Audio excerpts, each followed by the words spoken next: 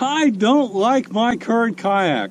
I'm ready for a new one, and I'm ready to commit the tens of dollars that I've made on YouTube ads on my channel to the purchase of a new one.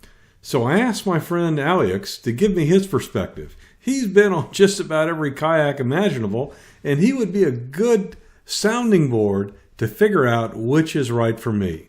I'll turn it over to him in a minute, but first, here's my criteria, and I'm looking for help. It needs to be maybe 13 feet long or less. It needs to be stable where I can stand up and fish from it. It needs to have a high-low seat. It needs to be easily transportable in the back of my pickup. Needs to be made for fishing, needs to be recoverable, and needs to be maneuverable. I'm okay with pedal, but it has to paddle. I spend most of my time in about a foot and a half of water back in the weeds in these inshore marshes. The kayak needs to be optimized for fishing with utility tracks, mounts, stuff like that, storage. You know what I'm talking about. So Alex, you've checked out a lot of these kayaks.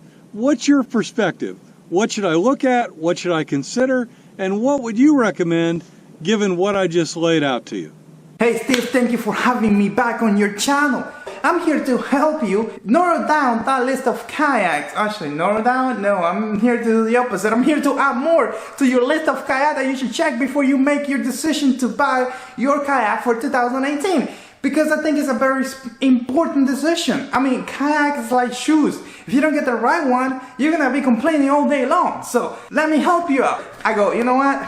That comparison that you did with the Slayer and the Coosa is awesome. I learned a lot about the Coosa, but I go, that is missing some spice. You know, we need to spice up this comparison thing for your new kayak. So how about we add a Old Town Predator PDL and a Hobie. Let's add a Hobie to this thing. Now, the Hobie that I have in mind is the Compass. And we're gonna go into that why I think is probably, maybe, you know, on paper, the best one in this whole thing for you. Okay, since it is kind of like crazy to have all this stuff in mind, I decided to do a little short comparing the Compass, the Slayer, and the PDL.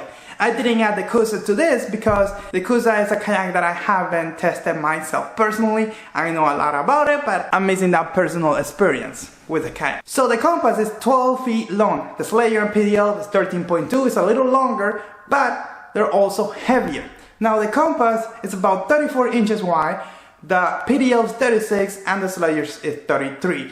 In terms of stability, they're about the same. I think you could stand up on any little kayak and start fishing like you're standing on a flat surface. Now let's talk about weight. The Compass fully rigged is about 87 pounds. That includes the drive and the seat. The Slayer is 108 and the PDL is 117 pounds. If you take all the stuff out like the drive and the seat, the Compass is 67 pounds. The Slayer is about 87 pounds and the PDL is 96. Think about that for a minute.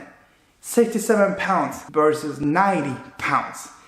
That makes a huge difference. Even if you have a Boondocks or you have a super awesome kayak cart like that SigTalk, a lot of times you have to lift a kayak regardless, even if you plan the whole trip perfectly, step by step, inch by inch. There's gonna be times that you're gonna have to lift that kayak up. And having the luxury of just lifting up 67 pounds compared to 90 pounds, I think that is a lot, and that's something that you should definitely consider when you're gonna make your decision about buying a new kayak. How much of bass brush up can you carry on this kayak? I would say the Compass is about 65 to 70%.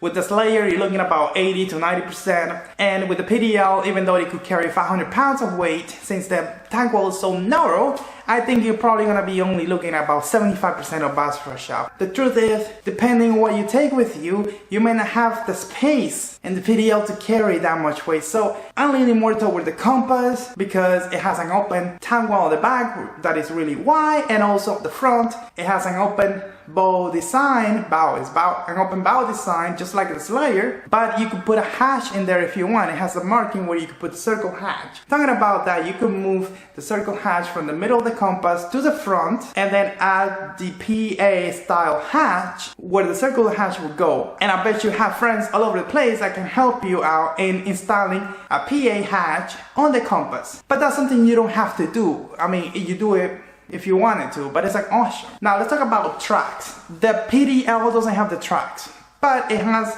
place that you could add tracks to it. The Compass has tracks already built in. They're not long, but I think they're very functional. One of the things that you get with the Hobie Mirage Drive system is that you're able to paddle in 6 inches of water. I made a video on my channel why you don't need a pedal kayak, and one of the reasons why was because of if you fish shallow water, the pedal drive system is obsolete. But with the Hobie Mirage Drive system, it allows you to go up to, I would say, 6 inches of water. You could still pedal properly without hitting anything. It will still work. So with the Compass you could do that. Now the Compass doesn't bring the reverse system that you have on the Slayer or PDL, but Hobie does offer the 180 drive, and there's some other stores online that will sell you the Compass with that drive for about, I think, $350 more, raising the price to about $2,300. The Compass is $1,950, but it brings a paddle. The PDL is $2,800, doesn't bring a paddle, and the Slayer is $2,450, and it doesn't bring a paddle. So the Compass is a tremendous value if you compare these 3 kayaks, and even adding the reverse system to the Compass is still cheaper than the other two, especially if you take that paddle into account. The Compass is already set up with a cavity, so you can install the transducer for your fish finder. Let's talk about pedalability. Did I just make that up? I don't know, but this is the thing. I paddle the Compass and it paddles really well and it's really fast. The PDL and the Slayer, I think they're harder to paddle because they're bigger and they weigh a lot more than the Compass, so it's gonna be harder to paddle. I would say Compass, good to paddle. PDL, not so much. A Slayer, okay. In terms of speed, I would say that each of these kayaks are evenly matched in terms of how fast they go. Maybe one is faster than the other by a hair. It's really hard to compare, especially since you're gonna be doing a race against other people that may be faster than you or maybe slower, so you don't know. It's really hard to tell, but I would say they're about the same level. I tested each of them myself and they go just as fast as the other. You fish a lot of grassy areas, and the Slayer, Propel 13 and the PDL will have issues with that grass. Now the Hobie Mirage Drive system also has issues with grass, but it's not as pronounced as you have on the other two. That's why, you know what, when it comes to grass, if grass is that really important to you, maybe the Kusa is a better choice because of the design that it has and how easy you could clean the grass off. But with the Mirage Drive system, I don't remember ever getting grass on that system. Alright, so fly fishing. This is the thing. All these kayaks, they have the drive in the middle, so that could be an issue. But the PDL, I think, is more of a problem than the others because when you pop up the drive up, it just stays right there. With the Slayer, you can move that drive all the way on top of the hatch or the front hatch, or you could just take it out completely and throw it on the back. With the Compass, you could just take the drive out. It's tiny and put it somewhere, and then you have that whole open deck, easy for fly fishing. So now let's talk about fun facts.